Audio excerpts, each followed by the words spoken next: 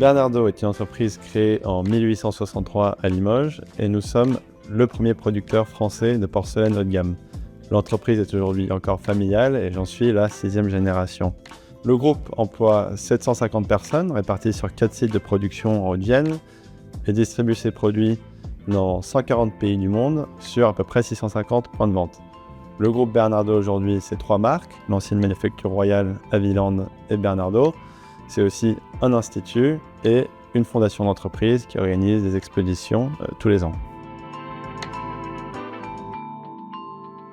Le déclencheur pour le rachat du Haviland, c'est une opportunité qui s'est créée tout simplement, puisqu'on se connaît un petit peu dans le métier et qu'on est amené à discuter régulièrement. Haviland, historiquement, c'était la plus grande marque de porcelaine dans la région de Limoges.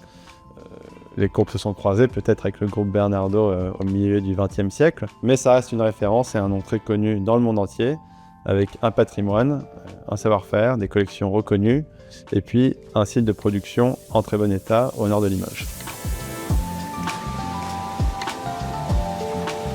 Alors Haviland est une société créée en 1842 à Limoges, qui est le petit frère ou le grand frère de la société Bernardaud. On a produit la même chose, on est tous IGP, donc géographiquement protégés.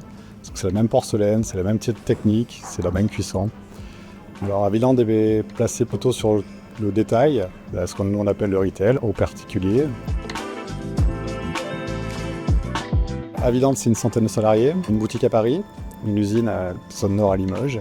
On a à peu près 70 ouvriers sur place et quelques fonctions support à Paris, le marketing, la création, la communication. Alors l'organisation est assez simple puisqu'en fait la holding qui portait Haviland avait toutes les fonctions support.